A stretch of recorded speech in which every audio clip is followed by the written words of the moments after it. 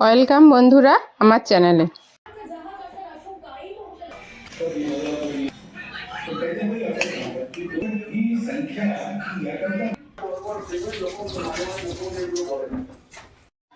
নমস্কার বন্ধুরা, আজকে আমি চিকেন বিরিয়ানি রেসিপি করে দেখাচ্ছি। তো এখানে আমি চিকেনটাকে আধ ঘন্টার মতন মশলা মাখিয়ে রেখে দিয়েছিলাম। আলুটাও নুন হলুদ দিয়ে আলুটা ভেজে নিয়েছি। এরপর আমি রাইসও বস করে দিয়েছি বিরিয়ানির। তো এখানে গোটা গরম মশলা, যে বিরিয়ানির যে গোটা গরম মশলা হয় তা দিয়ে আর একটু ঘি দিয়ে আমি এখানে রাইসটাকে সিদ্ধ করে নিচ্ছি। তো আর বেরেস্তাও আমার করা হয়ে গেছে। এইগুলোর ভিডিও আমি আগে বানানো হয়নি, তো আপনাদেরকে দেখিয়ে দিলাম। তো এখানে আমি গরম জলের মধ্যে আলুটাকে একটু সিদ্ধ করে নেব। তো এরপর আমি চিকেনটাকে রান্না করে নেব, যেটা বিরিয়ানির। তো এখানে চিকেনের মধ্যে আমি মশলার মধ্যে যে দই দিয়েছি, সব থেকে দইটার পরিমাণটা একটু বেশি। আর তার মধ্যে চিকেন বিরিয়ানি মশলাটা আছে।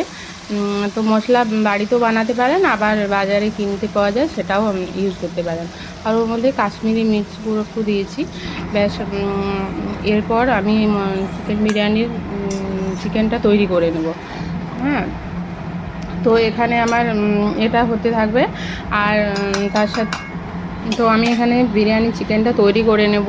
এর মধ্যে আমার এদিকে চালটাও সিদ্ধ হয়ে গেছে, চালটা আমি ছেঁকে নেব। তো বিরিয়ানির চিকেনটা একটু ফুল আছে হবে, যেহেতু দইয়ের পরিমাণটা বেশি। এখানে চালটা আমি সিদ্ধ হয়ে গেছে, তো চালটা আমি ছেঁকে নিলাম।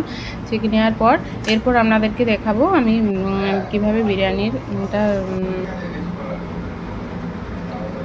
হাঁড়িটাকে একটু গরম করে, হালকা একটু গরম করে এর মধ্যে ঘি দিয়ে পুরো হাঁড়িটাকে বুলিয়ে নিব। ঘিটা বুলিয়ে নেওয়ার পর নিচে আমি তেজপাতা দিব, যে অনেক সময় লেগে যায়, তো এর জন্য একটু তেজপাতা আমি আগে নিচে তেজপাতা দিলে বিরিয়ানির ইয়েটাও ভালো আসে।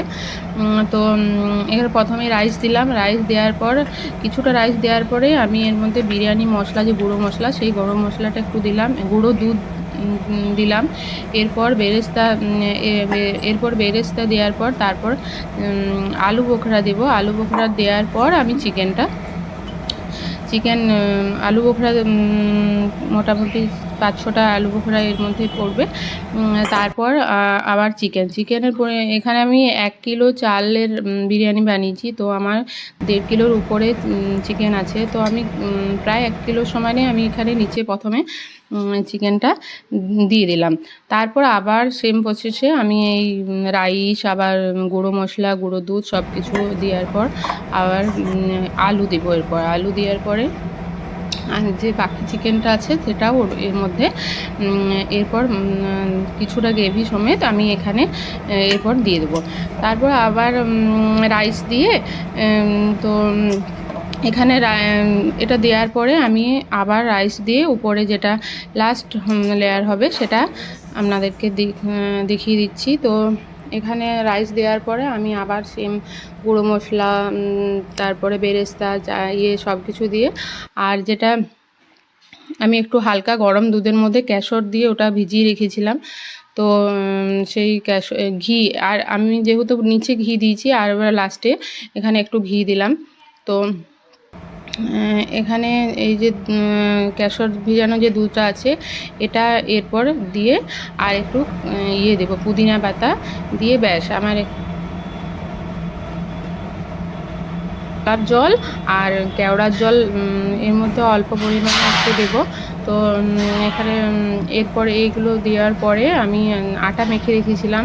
তো আটা মেখে ওটা আটাটা সাইডে দিয়ে, যে যেমন হয় সিল করার, তো আমি এখানে আটা দিয়ে এটা একটা ঢাকনা দিয়ে ব্যাস সিল করে আমি এটা মোটামুটি আধ ঘন্টা আমি প্রথমে 2-3 মিনিট আমি একটু ফুল আঁচে রাখার পরে আধ ঘন্টা আমি একদম কম আঁচে রেখেছিলাম। তো এখানে দেখুন আমার একদম ঝরঝরে বিরিয়ানি তৈরি হয়ে গেছে। তো বিরিয়ানিটা খুবই সুন্দর হয়েছিল আজকে। আর রাইস আমি প্রতিবারে মানে প্যাকেটের থেকে প্যাকেট চালের রাইস করি তো বিরিয়ানির। তো এবারে আমি বাজারে যেটা দোকান থেকে লুজ রাইস, যেটা বিরিয়ানি রাইস, সেটা দিয়ে বানিয়েছি। তো খুবই সুন্দর হয়েছিল খেতে। তো আপনারাও ট্রাই করবেন। আর এর সাথে আমি 2 রকমের চাটনি করেছিলাম।